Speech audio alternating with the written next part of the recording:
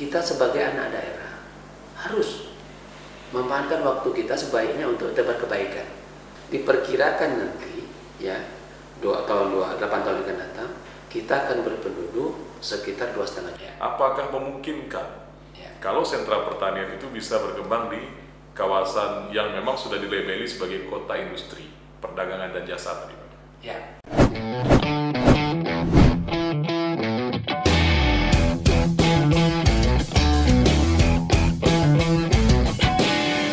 Cuman ada penhasil teman-teman kita yang sempit. Ya. Ini yang Nabi mencontohkan di Madinah. Kenapa gini, Pak? Waktu kecil itu kita ini sudah dikasih gambaran itu perang Badar, perang Uhud, perang Khandaq, perang Siffin dan lain sebagainya. Jadi seolah-olah Islam itu hadir itu dari penaklukan tadi. Menang perang masuk Islam, menang perang masuk Islam. Ini kesannya begitu. Tapi cerita-cerita yang begini ini jarang kita terima, Pak. Ya makanya tadi sekali lagi Islam itu rahmatan lil alamin. Bukan hanya untuk manusia, untuk alam semesta. Membawa kedamaian, membawa kebahagiaan. Maka oleh sebab itu tadi, nah kalaupun terjadi perang, betul, ya itu kan namanya manusia. Pertama tadi perang Khandaq, terus perang Badar, ada perang Uhud. Nah, Uhud itu semua adalah dalam rangka mempersatukan Jazirah Arab. Itu kan mereka berperang sesama orang Arab. Benar. Yang tadi terpencil-pencil. Nah, akhirnya kan beliau mengajak untuk bersama. Tetapi ada dapat perlawanan, terutama juga yang dari Mekah tadi kan. Benar. Nah, peperangan itu terjadi ya mungkin itu tidak terelakkan. Tetapi itu adalah dalam rangka mempersatukan Jazirah Arab. Nah, kemudian setelah Jazirah Arab, ya kan beliau juga kemudian kembali ke Mekah. Ya kan setelah di Madinah tadi dia telah membangun peradaban baru dan lahirlah sebuah negeri yang aman, nyaman, damai dan sentosa serta bahagia. Baldatun thayyibatun wa rabbun ghafur. Itulah Madinah. Nah, maka Madinah tadi masyarakat kota yang tadi yang aman, nyaman, damai dan sejahtera bahagia tadi itu disebutlah masyarakat Madani. Oh, di sini nih poinnya ya, nih. Oke. Jadi masyarakat Madani itu adalah masyarakat kota Madinah. Apa sih hebatnya? Itu tadi masyarakat yang hidup dalam cinta kasih, aman, damai, adil, sejahtera dan bahagia. Tidak ada ledak membentuk, tidak ada saling hujan menghujat, tapi hidup berbagai-bagai suku, berbagai agama, damai, berbagai budaya, saling cinta kasih, saling menghargai, saling menghormati dalam sebuah persaudaraan bernegara. Maka lahirlah negeri yang baldatun thayyibatun wa rabbun.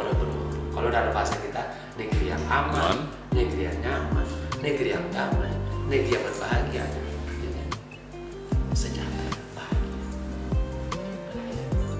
Nah, itulah label yang kita gunakan untuk cita-cita kita membangun Kota Pekanbaru metropolitan Madani. Ini sumber pertamanya. Ya, jadi artinya visi membangun Kota Pekanbaru, Firdaus Ayat dengan tim mengambil dari pertama adalah dasar negara kita, ya kan, NKRI ini, Undang-Undang Dasar 45 dan Pancasila.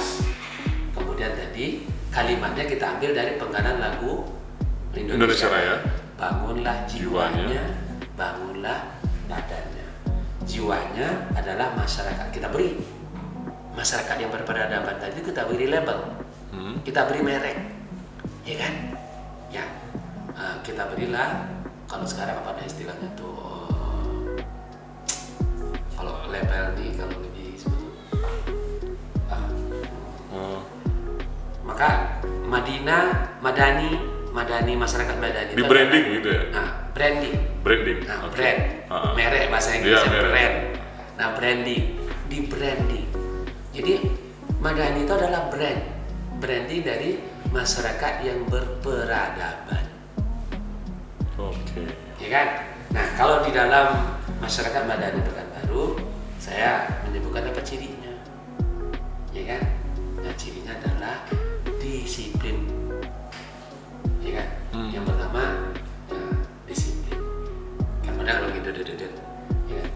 bertanya, apakah Heru sudah masuk kelompok masyarakat Madani atau Firdaus sudah masuk kelompok Madani? Jawab sendiri. Ada indikator nih Pak ya? Iya. Ini begini. Satu saja dulu. Oke. Ya kan? Cirinya tadi tuh Disiplin. tengok saja lah. Itu si A masuk Madani atau belum? Tengok saja. Disiplin. Ya kan? Nah, disiplin ini kita ambil dari mana? Hari ini ada enggak negara yang maju, yang sejahtera, yang pemerintah dan masyarakatnya tidak disiplin? Tidak ada sih Pak. Semuanya harus disiplin. Ada enggak orang yang maju secara pribadi? Ya kan? Orang yang berilmu, orang yang maju, orang yang segalanya lah, tanpa yang disiplin. hebat tanpa disiplin. Tidak ada sih. Ya kan? Disiplin itu, nah ini kan yang kita tengok nyata sekarang ini. Iya. Allah Subhanahu wa Ta'ala bersumpah dalam banyak waktu, bahkan dalam sebuah surat, ya kan, wal as. Iya. Kenapa? Karena Allah Subhanahu wa Ta'ala tahu dengan makhluk ciptaannya ini. Maka di dalam surat wal as, demi masa, demi waktu, Allah bersumpah dengan waktu bahwa manusia itu dalam kerugian, kecuali orang-orang yang beramal dan beramal baik. Nah, kemudian orang yang saling sehat menasihati dalam kebenaran, dalam kesabaran. Betul. Artinya disiplin adalah perintah Allah. Gunakan waktu yang sebaik-baiknya. Di setiap waktu itu tebarlah kebaikan. Manfaat gitu ya. Ya kan? Yang memberikan kebaikan kepada diri kita, keluarga kita, dan masyarakat kita, dan juga alam semesta. Tebarkanlah kebaikan. Dengan kebaikan itu kita nanti akan punya modal untuk pulang ke kampung akhirat. Ya kan? Waktunya pendek di dunia ini. Ya kan? 100 tahun hanya beberapa orang saja usianya kan. Nah, usia harapan hidup Pekanbaru sekarang 72. Walaupun di nasional kita masih di bawah 70. Nah, artinya 72 tahun usia harapan hidup itu juga pendek. Maka oleh sebab itu gunakanlah waktu sebaik-baiknya yang diberi Allah Subhanahu wa Ta'ala kepada kita untuk menebar kebaikan. Ya kan? Kemudian jangan lupa kita hidup berkelompok. Maka saling sehat menasihatilah kepada yang lain. Kan masih ada yang belum disiplin. Hey, ngasih tahu lah Pak ya. Sehat menasihati, saling ingat mengingatkan dengan kebenaran, dengan yang baik, yang benar. Ya kan? Jangan menasihati atau menghasut kepada yang dengki, nggak boleh, ya kan? Yang kita ingatkan itu yang kebenaran, yang baik-baik. Sekali kita ingatkan, belum juga. 2 kali juga belum. 3 kali juga belum. Maka di ayat yang terakhir ditutup tadi itu dengan kesabaran. Sabar. Kalau sabar nggak ada batasnya Pak ya? Iya. Oke. Itu artinya kita ingatkan anak kita, cucu kita, kelompok saudara kita, masyarakat kita, bangsa dan negara kita. Mari kita gunakan waktu sebaik-baiknya dan isilah waktu itu dengan nilai-nilai yang bermanfaat. Tebarlah kebaikan. Setiap detik kita yang hidup, ya kan, setiap detik kehidupan kita, dimanapun kita berada, tebarlah kebaikan. Insya Allah kita akan menjadi orang beruntung. Tadi Pak, sebelum podcast ini kita mulai, tadi ada pertanyaan yang pertanyaan standar dan pertanyaan yang sangat biasa yang bakal biasanya kita tanyakan itu ke orang-orang yang sudah pensiun. Tapi setelah podcast ini dimulai, Bapak langsung kunci pertanyaan itu. Dengan 3 hal yang Pak sebut tadi. Sebagai pelayan, oke, pensiun. Tapi kalau sebagai orang berilmu dan masyarakat, nggak ada istilah pensiun dulu nih. Harusnya tadi itu nanya, Pak, setelah pensiun ini mungkin apa kebanyakan kegiatan Pak? Biasanya jawaban standar orang Pak, ya menikmati hidup, main sama cucu, dan lain sebagainya. Begitu standarnya. Tapi kalau orang yang berilmu, ini kan ada habisnya. Nah, sekarang pertanyaannya rubah. Dengan ilmu yang Bapak miliki, apa yang Bapak lakukan sekarang di masa-masa sekarang ini Pak? Ya, alhamdulillah. Saya sebahagian waktu masih sebagai peran yang kedua dan ketiga ya. Iya. Nah, masih menjalankan cita-cita yang disusun di zaman saya menjadi yang nomor 1 tadi, pelayan pemerintah. Salah satunya bagaimana mengundang investor. Oh, masih aktif Pak ya? Masih.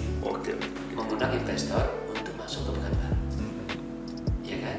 Artinya saya memberikan keyakinan juga kepada investor sesuai dengan kapasitas saya. Karena yang masih bertanya ke saya juga banyak masih. Dan itu juga tugas saya sebagai ulama, tugas saya sebagai rakyat, sebagai masyarakat, membangun untuk mengajak betul. masyarakat dunia usaha, masyarakat perorangan pribadi dan kelompok, bangun negeri kita. Saya sampaikan, kita sebagai anak bangsa, kita sebagai anak daerah harus memanfaatkan waktu kita sebaiknya untuk tebar kebaikan sesuai dengan kompetensi yang kita punya. Ini sering Bapak bilang waktu Bapak jadi pelayan, Pak. Ya. Masyarakat juga harus berperan membangun Pekanbaru. Nah, sekarang Bapak buktikan ya, sebagai masyarakat ya. Ya. Oke. Ya kan? Iya. Nah, saya tadi bercerita soal bagaimana saya masih mengundang para investor. Mas berperan begitu. Masih. Insya Allah ini yang saya sudah undang, yang sedang berproses sekarang. Untuk masuk ke KIP, dan insya Allah ini tentunya saya memberikan jembatan, menjadi jembatan, ya kan, investor, kemudian saya sebagai jembatan kepada pemerintah, kepada perusahaan, ya kan. Tentu dari situ saya membantu meyakinkan mereka untuk berinvestasi di Pekanbaru sangat menguntungkan bagi mereka ke depan, ya kan. Nah, insya Allah Pekanbaru ini punya peluang untuk menjadi kota terbesar di Pulau Sumatera, berperan sebagai ibu kota dalam artian bukan di dalam pemerintahan, tetapi di dalam peran dan juga populasi ke depan. Kapan itu waktunya? Insya Allah 2045, genap 100 tahun Indonesia merdeka. Pada saat itu insya Allah Pekanbaru benar-benar kota terbesar di Pulau Sumatera. Hari ini yang terbesar di Pulau Sumatera adalah Medan. Benar. Dan kota ketiga setelah Surabaya, dengan Jakarta, Surabaya, Medan. Nah, kemudian di Sumatera setelah Medan itu ada Palembang, ada Lampung, ada Pekanbaru, ada Batam. Tetapi insya Allah dalam 23 tahun ke depan nanti, puncaknya 23 tahun ke depan nanti, itu Pekanbaru benar-benar menjadi kota terbesar di Pulau Sumatera dalam populasi dan juga di dalam peran ekonomi. Nanti yang lihat podcast dalam ini populasi, ya kan, dalam populasi. Hari ini Pekanbaru telah menjadi sebuah kota metropolitan, ya kan, Pekan Sikawan. Jadi kalau di dalam indikator sebuah kota saja kawasan metropolitan, itu kan salah satu indikatornya adalah berpenduduk di atas 1 juta. Nah, Pekanbaru saja kan sudah 1,2 juta. Iya. Ya kan, yang tercatat dan tidak tercatat lebih dari 1,2 juta. Nah, kemudian kawasan penyangga, mitra, pendukung, ya kan, bagian dari kita adalah Kabupaten Kampar, Kabupaten Siak, Kabupaten Pelalawan. Benar. Nah, totalnya itu penduduknya kurang lebih 2,3 juta hari ini. Dan itu tercatat di pusat bahwa Pekan Sikawan adalah metropolitan yang ada di Indonesia di urutan ke-17. Sudah terdaftar Pak ya? Ya, ada dulu. Ya, urutan pertama itu Jabodetabek, ya. Pertama Puncak Cianjur. Nah, kota intinya adalah Jakarta. Pekan Sikawan, Pekanbaru, Siak, Kampar, Pelalawan, kota intinya adalah Pekanbaru. Nah, hari ini penduduk 2,3 juta. Ya kan, yang tercatat di dalam di nasional itu, dan dianggap penduduk kita totalnya 2,3 juta. Perkiraan saya, ya kan, 20-30, 8 tahun dari sekarang, ini penduduk Pekan Sikawan ini akan 2 kali lipat. Dan dari jumlah sekarang. Diperkirakan itu menjadi 5 juta. Pekanbaru hari ini, ya kan, nah 1,2, diperkirakan nanti, ya, 8 tahun yang akan datang, kita akan berpenduduk sekitar 2,5 juta. Itu penyebabnya karena kelahiran atau memang datang, Pak? Pertumbuhan penduduk kita itu tingkat urban. Urban yang masuk. Kalau tingkat kelahirannya 1% saja, 1,1%, ya kan? Nah, artinya program penduduknya berhasil. tetap berhasil. Namun urbanisasi dari saudara kita dari Sabang sampai Merauke datang ke Pekanbaru, ya kan, tentu harapan menjadikan masyarakat yang sejahtera. Mereka melihat peluang ada di sini, maka mereka datang. Nah, itu tadi perkiraannya di 2045, oke. ya kan, Pekanbaru nanti akan berpenduduk 5 juta. Karena 2030 itu kita akan berpenduduk hampir 2,5, ya kurang lebih 2,5 juta. Dan 2045 kota Pekanbaru saja di luar kawasan penyangga tadi? Iya, itu akan 5 juta. Wow. Dan termasuk di daerah penyangga itu sekitar 8 sampai 9 juta. Artinya kita sudah hampir seperti DKI sekarang. Iya, dalam masa 23 tahun ke depan. Sekarang apa nak bualan Firdaus saja tuh? Enggak. Ya kan? Betul. Nanti kita saksikan. Ya, nanti kita saksikan. Ini nanti yang nonton podcast ini sekian puluh tahun ke depan bisa nanti nih Pak menyaksikan ini. Ya. Itu nanti kita menjadi yang terbesar tadi, kita menjadi negeri Indonesia ini tadi kita kalau berbicara nasional 2030 itu Indonesia itu masuk kepada anggota G7. Ya kan, secara resmi. Hari ini sebenarnya urutan ekonomi Indonesia itu sudah urutan ke-7 di dunia, Pak. Ya. Kan? Nah, nanti 2030 itu akan lebih tegas lagi, ya kan? Kita itu nanti benar-benar sudah anggota G7. Ya kan? Kemudian Indonesia di 2045 insya Allah kita akan berpeluang menjadi ranking 4 dari 7 negara maju ekonomi dunia itu. Nah, diprediksi siapa? Negara mana saja yang 4 itu? Ya kan? Pertama Cina, yang kedua India, yang ketiga Amerika, yang keempat Indonesia. Berarti Indonesia punya peluang untuk menjadi kekuatan besar dunia ya? Ya, sekarang pun kita sudah mulai menjadi terbesar ekonomi. Hari ini Bapak Presiden kita Joko Widodo Insinyur itu menjadi presiden anggota G20. 20 negara maju ekonomi dunia. Kita kan baru masukkan 2012. Nah, sekarang alhamdulillah Presiden Republik Indonesia menjadi presiden negara-negara G20.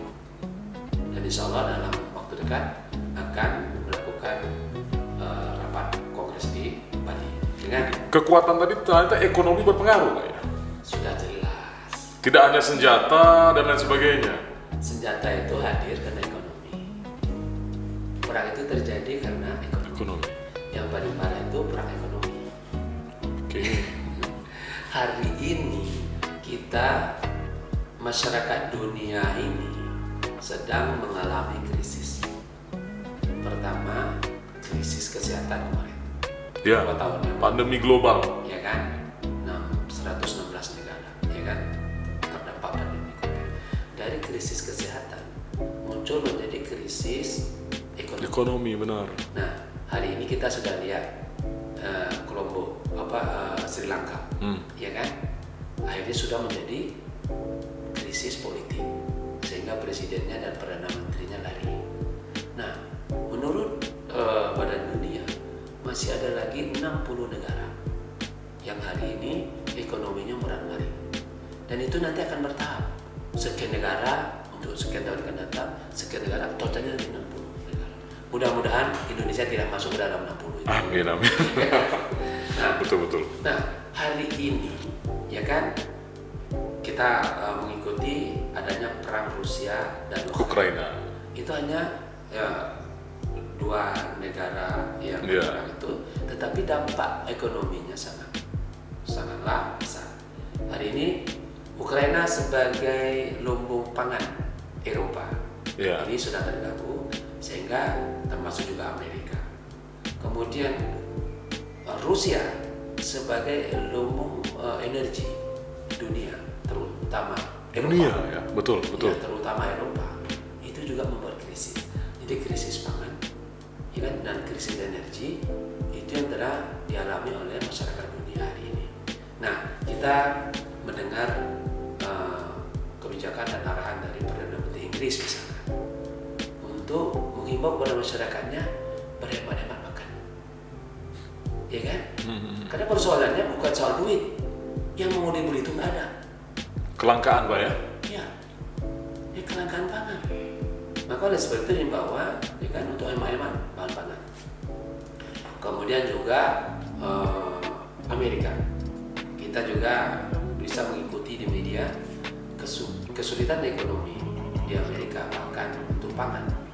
Juga rakyat mereka yang tidak mampu itu telah banyak hari ini mengharapkan pangan dari masyarakat. Nah, seperti kita di masa pandemi kemarin memberikan sumbangan makanan pada masyarakat. Di Amerika ini terjadi. Negara sebesar itu ya? Iya, yang sekaya itu sekuat itu terjadi. Artinya ketahanan pangan ini menjadi hal yang sangat penting saat ini. Fundamental ya? Iya, itu yang harus kita lakukan.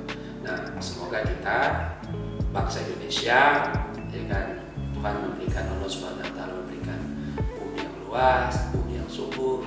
Nah, tentunya kita harus bekerja keras untuk menggarap tanah kita, bumi kita, jangan lepaskan aset-aset kita, ya kan, idle begitu saja sehingga kita sulit. Nah, dengan kita giat, sekarang mari kita sukseskan kebijakan pemerintah untuk membangun ketahanan pangan kita dengan menggarap semua bahan pokok kita, padi, jagung, kedelai, dan segala macam. Ini mari kita tanam.